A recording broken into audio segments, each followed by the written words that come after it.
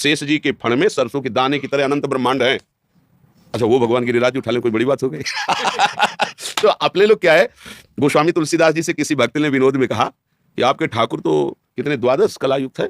हाँ 12 हमारे ठाकुर कृष्णचंद्र 16 कला से। तो आंसू आ गए। बोले आज हमें पता चला कि हमारे प्रभु 12 कलाओं से भी युक्त हैं। हम तो केवल राम से प्रेम करते हैं, कलाओं से नहीं। चुप हो गए सब। हम तो केवल राम से प्रेम करते हैं, हमारे राम प्राण धन है जीवन। ये प्रेम का विषय बड़ा छोटा और अधिक, लोग अधिक तो माया को जपते, तो माया बड़ी हो गई क्या? ना उतना राम को जपते हैं, ना कृष्ण को जपते हैं, जितना माया को जपते हैं। अगर लोगों से तारतम्य मिलाया जाए तो जितना प्यार पत्नी से करते उतना भगवान से नहीं करते, जितना भोगों से करते उतना भगवान से नहीं करते, तो भोग ज्यादा हो गए ना। ये तारतम्य से निर्णय भक्ति का नहीं होता कि किसके ढोल ज्यादा बज रहे हैं। तो भाई ये बाहरी दर्शन से हम भक्ति का निर्णय नहीं कर सकते। ये तो बोलते ही मतलब उपहास की बात हो जाएगी। ऐसे नहीं, प्रभु के सब नाम प्रिय, प्रभु के सब रूप प्रिय, प्रभु वही है जहां जितनी लीला की आवश्यकता हो उतना दिखाया है भगवान ने। बार के आंसू से थोड़ी अनुभव हो जाता है, वो तो आर्त भाव जब तक अंदर नहीं आएगा प्रियता। आंसू किससे आते हैं? कभी कभी अंदर चिंतन और कुछ होता है, सात्विक भाव का वातावरण होता है तो आंसू आ जाते हैं। उसे प्रेम नहीं कहते। आंसू आ जाना कोई प्रेमी का ही लक्षण नहीं है, बहुत कारणों से आंसू आता है। एक बार राधा वल्लभ जी में खड़े थे और एक राधा वल्लभ जी के आगे व्यक्ति खड़े थे और राधा वल्लभ जी को देख के रो रहे थे। पीछे से अंदर ऐसा लगा कि कितनी कृपा है इनके ऊपर कि प्रभु को देख करके रो रहे हैं। तो बार बार उनके चरणों की तरफ वृत्ति गई। फिर वो सिसक सिसक के फिर उन्होंने जो प्रार्थना की, फिर हम पीछे हट गए। उनका प्रभु हमारी पत्नी तो मरणासन में थी, आपने बचा ली, और फिर पीछे हट गए। मोह राग से तो प्रभु को साधन बनाकर विषय साध्य करके रोना तो सारा संसार रो रहा है, जिसका साधन भी प्रभु और साध्य भी प्रभु। अब प्रभु के बिना जिया नहीं जा रहा है। जो प्रभु के लिए रोता है, गदगद सुर नैना सजल दंपति रस रह भीन ईगत वृंदा विपिन, उसका रोना सार्थक होता है। समझ में आया? तो अभी तो भजन करो। ये सात्विक वातावरण का प्रभाव है कि आंसू आ गए। इसी को प्रभु का अनुभव थोड़ी कहते हैं। प्रभु का अनुभव तो जब होगा तो फिर एक अलग ही धारा बह जाएगी। नाम जप करो, नाम जप, खूब नाम जप करो। अब भगवदानंद में मत थोड़ा, क्योंकि सामने रूप छा गया है। अरे अभी छोटे मोटे आंसू, इनकी कोई गणना नहीं है। अच्छा है भागवती के वातावरण में ऐसे भाव आना, ये टिकाऊ चीज नहीं है। भागवतिक वातावरण हुआ तो थोड़ा सात्विक भाव आ गए, राजसिक वातावरण हुआ तो काम क्रोध आ गए, तामसिक वातावरण हुआ तो निद्रा प्रमाद स्थिति, हिंसात्मक वृत्तियां। अभी कोई टिकाऊ बात थोड़ी है। अरे हाँ, जब एक बार इनके लिए रोना आ जाए, फिर आंसू एक बूंद किसी और स्थिति में ना गिरे, केवल प्रभु को समर्पित आंसू, उन्हें माना जाता है कि इनका रोना सार्थक है। रो तो संसार रहा है, प्रभु के लिए रोया और फिर कभी अपने लिए रोया ही नहीं। चाहे जितना कष्ट हो, चाहे जैसी परिस्थिति हो, मुस्कुरा कर सह गया। अगर रोना आया तो प्रभु के प्यार में रोना आया, बस। हर परिस्थिति को मुस्कुरा के सह गया, लेकिन प्रभु के प्यार को अशय नहीं, उसमें विकल होकर के, आनंद से या विरह से विकल होकर प्रभु के लिए रोता है, वो रोना सार्थक पाया है। पहले भजन करो यार, पहले संयम से चलो, पहले मन इंद्रिय को काबू में करने को सीखो, पहले गंदी बातों का त्याग करना सीखो। आजकल क्या है कि पढ़े लिख करके बस प्रश्न हाई क्वालिटी का करना, आचरण में पवित्रता नहीं। आचरण में पवित्रता नहीं, दिव्य भावों में दिव्यता नहीं, तो परमात्मा स्वरूप का ऐसे अनुभव हो जाएगा। ऐसे थोड़ी रज लेके माथे पे लगाओ वृंदावन की, ऐसे सूखा माथा लियो, फिर प्रश्न कर रहे हो ब्रह्म हो पर ब्रह्म परमात्मा। पहले दासता लाओ, प्रभु के चरणों का आश्रय लेकर ही प्रभु को जाना जा सकता है। बुद्धिगत प्रभु कोई प्रकृति की वस्तु थोड़ी है कि जैसे हम संसारिक वस्तुओं की व्याख्या कर सके, ऐसे परमात्मा को अपनी बुद्धि, वो अतर्क है मन बुद्धि से।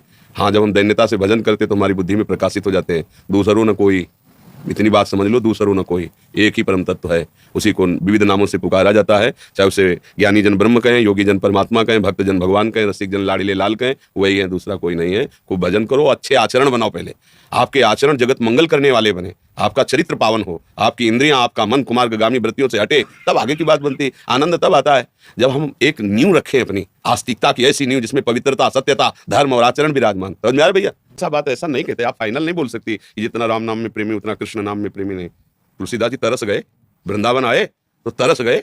यहाँ कोई राम ही नाम नहीं, यहाँ तो राधा राधा राधा। तो उन्होंने कहा गजब है, ये कैसी लग रही। जिस दरबार में जाए मुरली मनोहर किशोरी जी के साथ खड़े, साष्टांग प्रणाम करने के लिए तरस गए। ये कौन सा देश भैया? या तो कोई ले जाता हमारे सियाराम को, या जिसे देखो राधे श्याम राधा राधा राधा।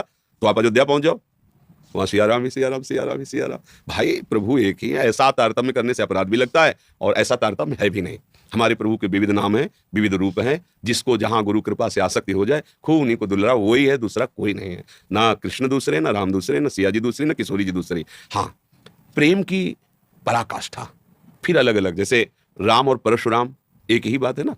भगवान के अवतार परशुराम जी भी हैं और राम जी हैं। जब परशुराम जी अपने स्वरूप में थे, पूरा विश्व थर्रा रहा था, और जब राम जी के सामने गए तो परशुराम जी है चरणों में झुक के जय जय करके। तो अब कोई दूसरा तो नहीं ना।